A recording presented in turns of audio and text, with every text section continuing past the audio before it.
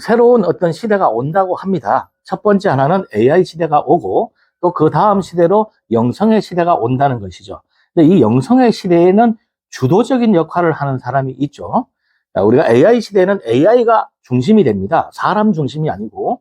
그러면 영성의 시대는 무엇이 중심이 되냐면 영성이라는 것이 주도적인 걸 가지게 됩니다. 그러면 영성을 가진 사람, 그런 사람들이 세상을 움직이는 그런 사람들이죠.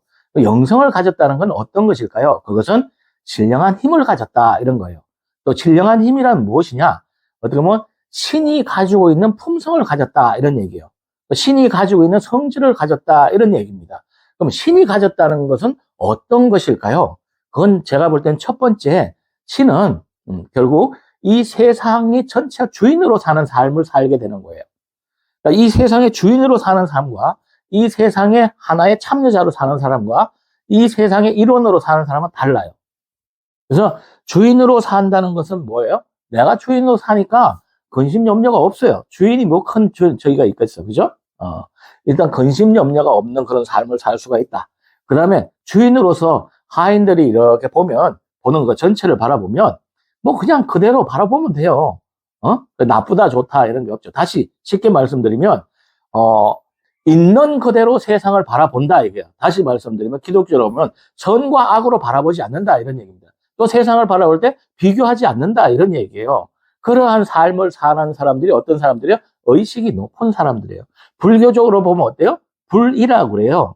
그 불이라는 게 뭐냐면, 둘로 나눠서 보지 않는다, 이런 얘기예요.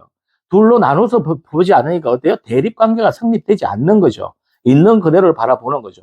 만약에 그런 사람들의 마음 속에는 어떨까요? 그게 바로 평화죠. 마음의 평화. 마음의 평화라는 게 뭐예요? 근심 염려가 없다 이런 얘기입니다. 평화로운 삶을 사는 거예요. 한 사람 한 사람이 그런 평화로운 삶을 산다면 우리 이 지구상에는 어떨까요? 나부터 평화로운 삶이 되라 이런 얘기예요. 그런 의식이 높은 차원 그런 사람들을 영적인 사람이다 또는 영적 신인류다, 영적 시대의 주도적인 역할을 하는 사람이다 이런 얘기예요. 만약에 여기에 가지 못하는 사람들은 어떠냐? 엄청난 불안과 엄청난 고통을 느끼면서 살다, 굉장히 어려움 속에서 산다라고 하면서 자살을 하게 된다. 이렇게 되는 거예요. 그러면 이걸 어떻게 벗어나야 하는가? 그것은 바로 영성을 공부해야 되는 거예요.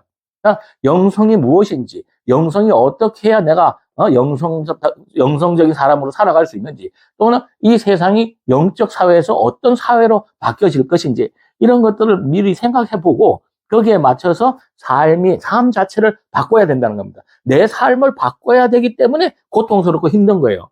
내 삶의 변화를 가져야 하기 때문에 고통스러운 겁니다. 그래서 그 고통을 그대로 받아들이셔야 돼요. 그래서 한 차원 높은 차원, 의식이 높은 차원으로 이제는 이동하게 되는데 그 3차원에서 4차원으로 이동한다 이렇게 보는 겁니다. 이젠 3차원의 삶을 넘어 4차원의 삶을 누리게 되는데 그것은 굉장히 풍요로운 사회입니다. 희망을 가지고 준비하시길 축원드립니다. 감사합니다.